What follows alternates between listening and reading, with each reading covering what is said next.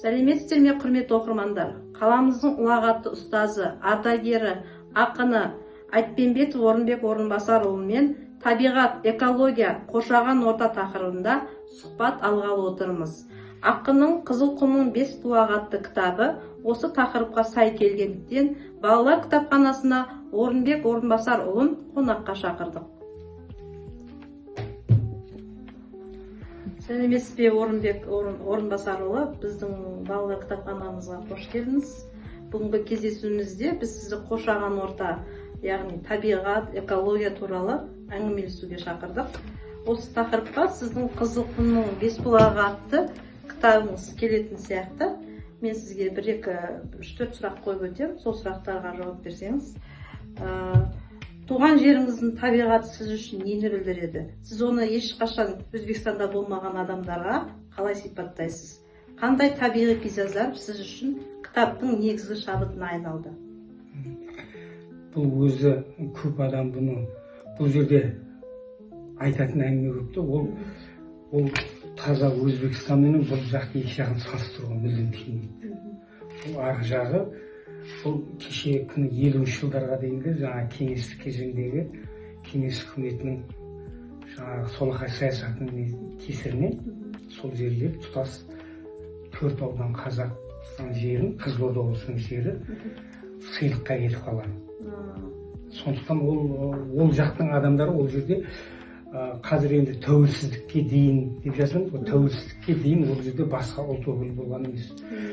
Сонау 20-30 жылдардың ішінде тікелей Мәскеуден, Орынбордан, жан-жақтан кадрлар жіберген жаңағы техника тілін білетін, сосын телеграф саласы бойынша, электрификация бойынша бір-жарым басқа ұлт өкілдері да, орыс, грек, тағы басқа сияқты. Олар ұлт ретінде таза жойылып кеткендер болады, тек жаңағы төлқұжатында ғана жаңағы басқа ұлт өкілі болмаса, соның біреуі жақында ғана телевидениеде көрсетті ғой, Қарағандыда көрінді. Бір жігіт, ол негізі өзі аралас отбасы, сол негізі жаңағы кезінде жаңағы қазір кей жерлерде анекдот шығып жүр, сол анекдотта айтылатын жаңағы Александр Гладыш деген ақсақал, соның отбасы барлығы. Ол да өзін қазақ есінде есептеп, қайтыс болған кезінде өзін жаңағы мұсылманша жерлеуді насихат еткен, қазақтан ұры таңдап алған. Бірақ сондай, әскерде жүрген кезде үйіне хат жазғанда, оның балдары бар, сұрауға болады, немерелері. Қарағандыда тұрады.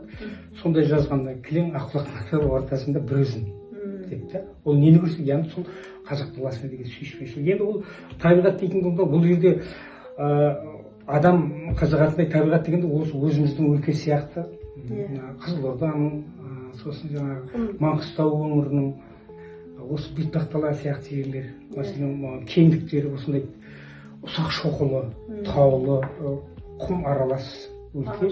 Ол жерде тек қана жаңағы бір экстрим сондай үшін көретін болмасам, айтып жатқан жаңағы біз көбіне шарын шартқал дедік, осындай керемет шартқалдар бар көретін нәрсе. Мәселен, Оқжетпес атты тау бар. Мәселен, сол Оқжетпестің етегінде, мына суреттер соған ұқсайды, Оқжетпес деген. Қазақта өзі 2 Оқжетпес бар. Соның біреуі ол сондай Оқжетпес деген. Кәдімгідей тек-тегіс, төменнен астың жақтары жаңағыдай шарын шатқалындағы сондай. Түрлі түсті боялғанда, мәселен, қызыл, сары, ақ сондай түсті саздардан тұрады. Ол жерлердің барлығы жаңағы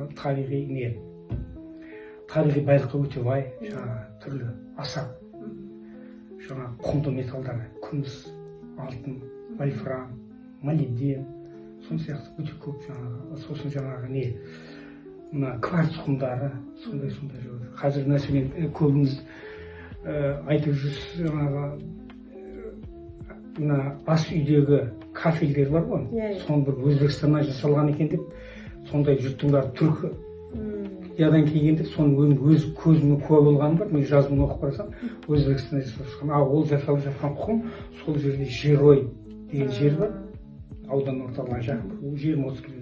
Сол жердің құмы.